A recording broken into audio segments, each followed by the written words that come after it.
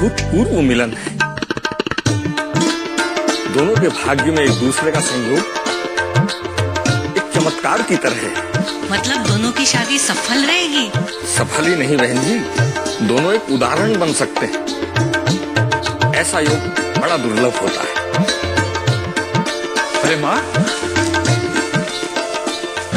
क्या हो रहा है सब? अरे पंकज बेटा, सुना तुमने पंडित जी क्या कह रहे हैं? तुम्हारी और नंदिनी की जोड़ी सफल रहेगी।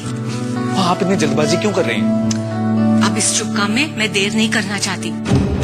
पंडित जी से कुंडली मिलाकर मैं निश्चिंत हो गई हूँ। आप सिर्फ अपनी मर्जी चलाती हैं।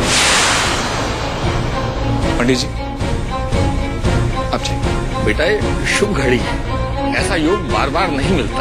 पंडित जी, मैंने आपसे कहा ना कि आप जाइए प्लीज, और शुभ अशुभ की चर्चा बाद में कर लेंगे।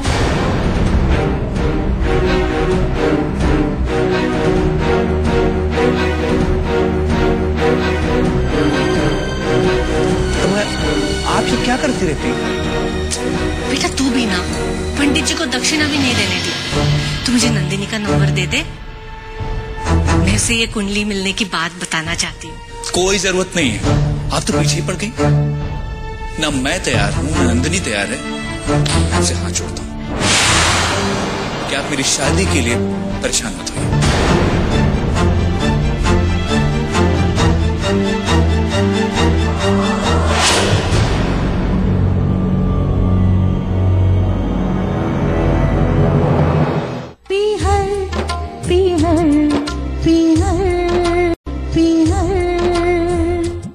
Excuse me.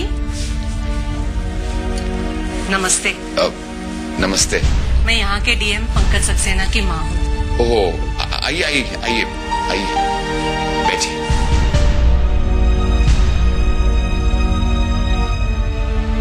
कहिए। मैं यहाँ पहले भी आ चुकी हूँ।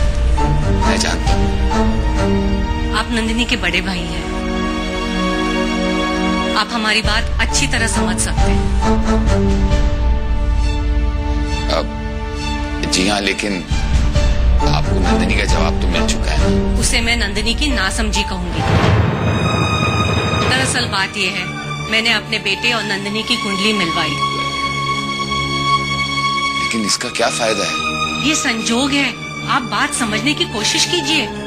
देखिए, फैसला तो नंदिनी को करना है। मेरे बेटे से शादी करके नंदिनी की जिंदगी बदल सकती है। जब नंदिनी ये नहीं चाहती है तो आप खामखा ये कोशिश क्यों कर रही हैं? क्योंकि मेरा बेटा नंदिनी को चाहता है।